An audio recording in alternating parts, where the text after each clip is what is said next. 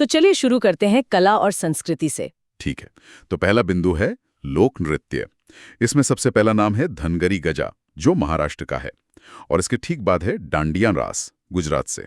हाँ, और डांडिया रास के बारे में एक बहुत ही खास बात है। इसे हाल ही में यूनेस्को की अमूर्त सांस्कृतिक विरासत मतलब ICH लिस्ट में शामिल किया गया है, और ये भारत की 15वीं विरासत है। अच्छा, ये तो बहुत महत्वपूर्ण जानकारी है। अगला नाम है डोलू कुनीथा, कर्नाटक से, और फिर आता है पाइका। इसके आगे केरल लिखा है, पर उसे काटा हुआ है। जी, यहाँ एक सुधार है, और ये अच्छा है कि नोट्स में से ठीक किया गया है।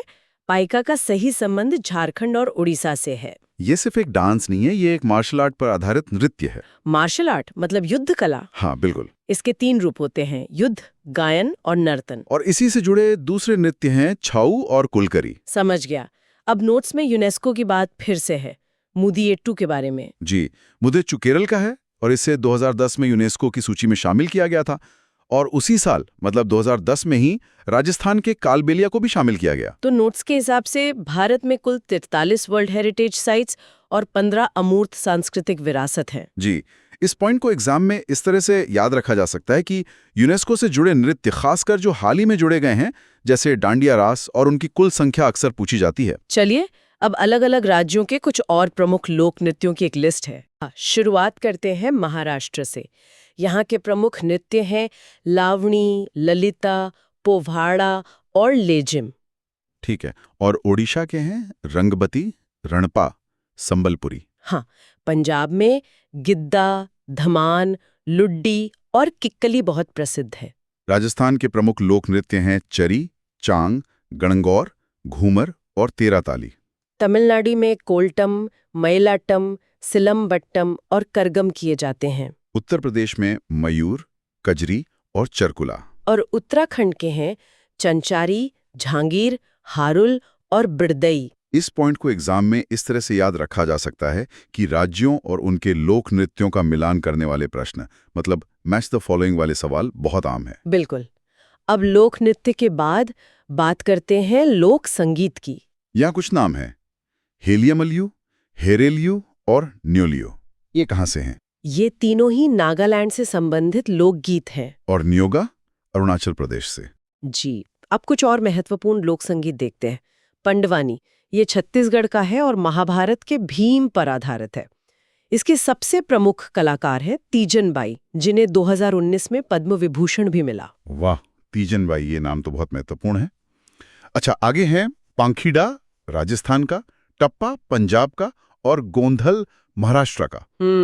और बाउल पश्चिम बंगाल का, बाखाना जम्मू और कश्मीर का, और आल्हा जो है वो उत्तर प्रदेश और मध्य प्रदेश दोनों में गाया जाता है। सूची में आगे हैं भटियाली पश्चिम बंगाल से, मांडू गोवा से, और भाखा और छकरी ये दोनों जम्मू और कश्मीर से हैं। खुबे केसाई मणिपुर का, सपला केरल का, और दखनी ओडिशा का लोक संगीत है। सही। इस पॉइंट को एग्जाम में इस तरह से याद रखा जा सकता है कि पंडवानी और तीजनबाई से जुड़ा सवाल कई बार पूछा गया है, तो ये एक हॉट टॉपिक है। ठीक है, अब कला और संस्कृति से हम मध्यकालीन इतिहास में आ रहे हैं। हाँ, और यहाँ हम एक मस्जिद और कुछ पारंपरिक वस्तुओं के बारे में जानेंगे। सबसे पहले है कदम रसूल मस्जिद।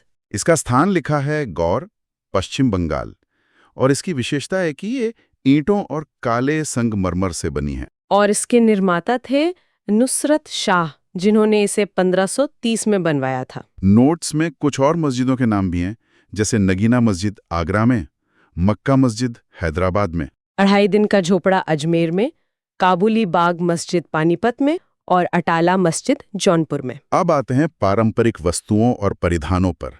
पहला नाम है बोचे। ये क्या है? ये अरुणाचल प्रदेश में आदिवासी विवाह समारोह के दौरान दूल्हे द्वारा पहनी जाने वाली एक पारंपरिक तलवार है। अच्छा, एक तलवार, बहुत दिलचस्प है।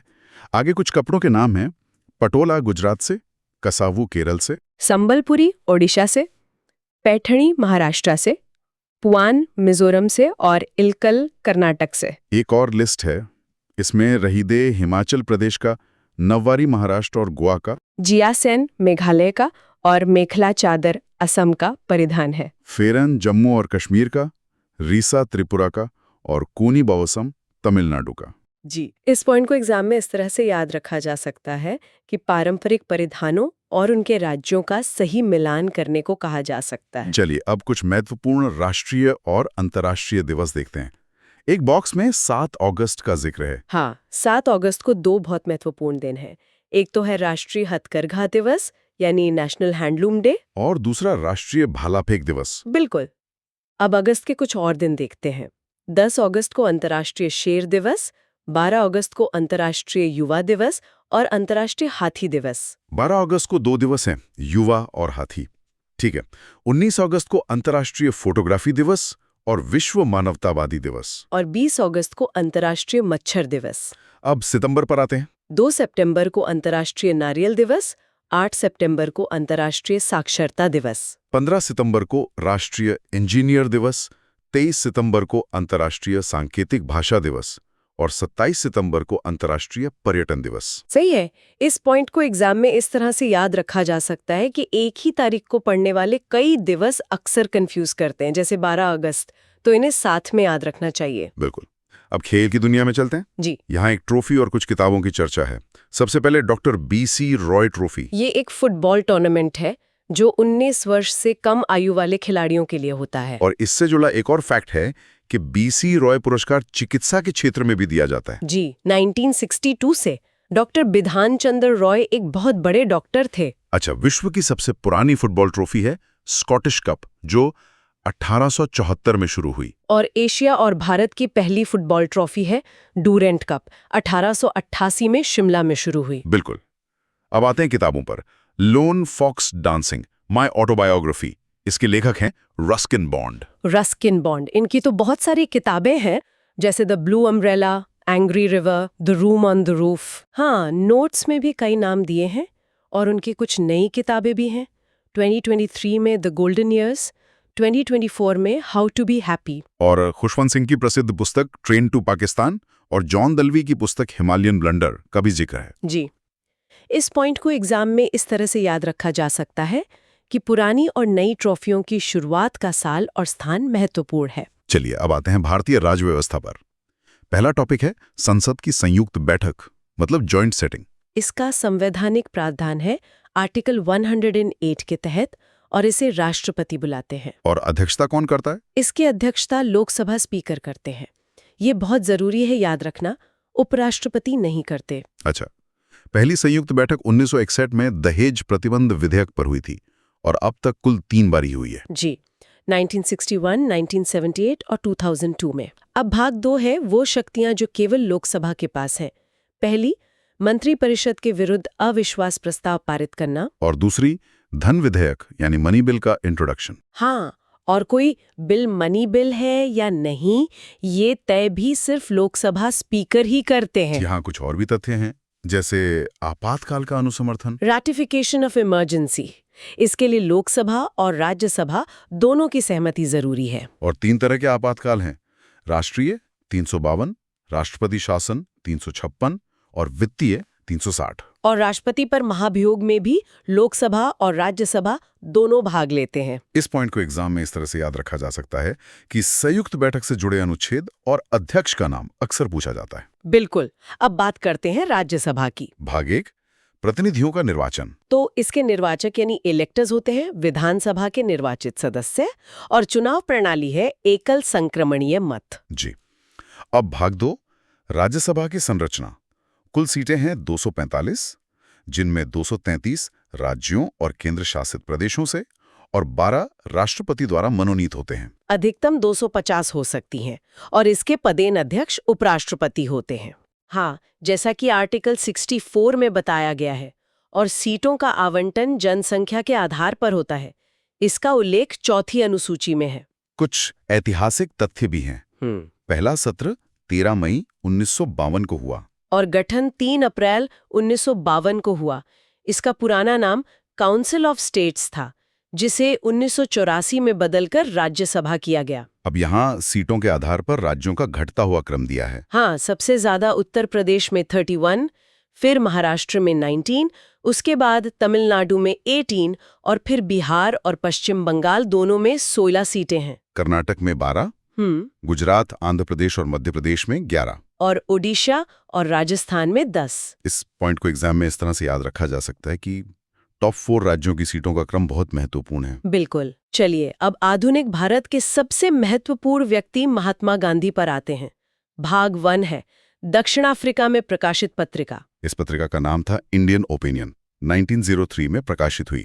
भाग 2 में गांधी जी के अन्य पत्रिकाएं हैं, यंग इंडिया, हरिजन पत्रिका और नवजीवन। और उनके अन्य प्रकाशनों में हिंद स्वराज है जो 1909 में लिखी गई, और उनकी आत्मकथा सत्य के साथ मेरे प्रयोग जो मूल रूप से गुजराती में थी। जी, और इसके अंग्रेजी अनुवादक थे महादेव देसाई। भाग 4 है ट्रस्टीशिप का सिद्धांत। इसका प्रतिपादन उन्होंने दक्षिण अफ्रीका में ही 1903 में किया था। अब गांधी जी से जुड़े कुछ और महत्वपूर्ण तथ्य हैं, जैसे नटाल कांग्रेस की स्थापना 1894 में हुई और वो पहली बार जेल 1908 में गए। सत्याग्रह शब्द का पहला इस्तेमाल 1906 में किया। भारत वापसी हुई 9 जनवरी 1915 को और वो गोपाल कृष्ण गोखले के आग्रह पर आए थे। जी, इस पॉइंट को एग्जाम में इस तरह से याद रखा जा सकता है कि गांधी जी के दक्षिण अफ्रीका के जीवन से जुड़े साल और प्रकाशन अक्सर पूछे जाते हैं। अब गांधी जी के आंदोलनों और आश्रमों पर नजर डालते हैं। भाग 1 है प्रथम सत्याग्रह। इसका कारण था मजदूरों को कम मजदूरी दिया जाना।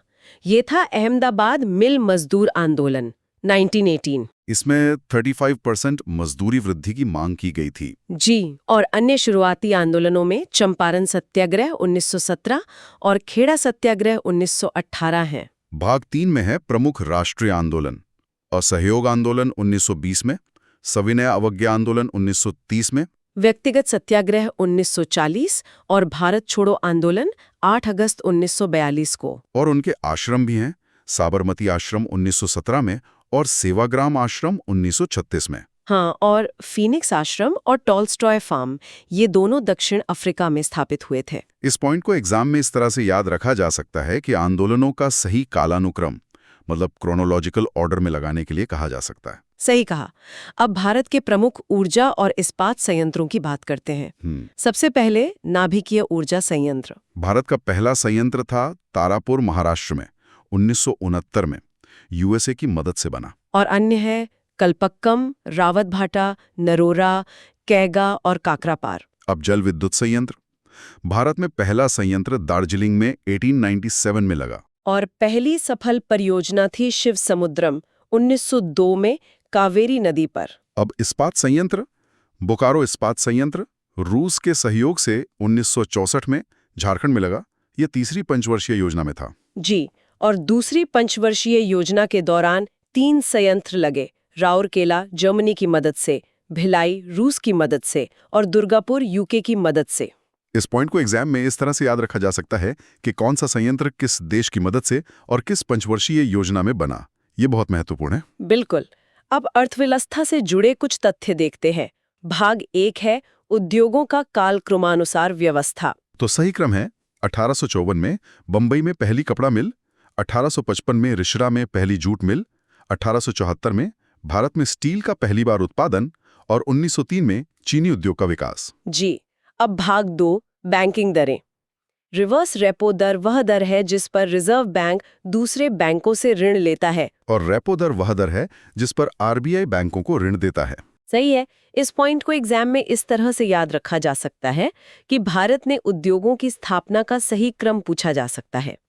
चलिए, अब कुछ प्रमुख समितियां, योजनाएं और अधिनियम देखते हैं। हाँ, एक लिस्ट है, जैसे नरसिंघन समिति बैंकिंग सुधार, मल्होत्रा समिति बीमा सुधार, चेलैया समिति कर सुधार, केलकर समिति जीएसटी, सरकारिया समिति केंद्र राज्य संबंध, विवेक देब्रॉय समिति रेलवे और आम बजट का विलय और तेंदुलकर समिति गरीबी रेखा। और कुछ योजनाएं और अधिनियम भी हैं, जैसे अमृत योजना 2015 में लॉन्च हुई और कोपरा यानी उपभोक्ता संरक्षण अधिनियम 1986 में आया था, जिसका स्लोगन था जागो ग्राहक जागो। इस पॉइंट को एग्जाम में इस तरह से याद रखा जा सकता है कि हर समिति का संबंध किस क्षेत्र से है, ये जानना बहुत जरूरी है। बिल्कुल।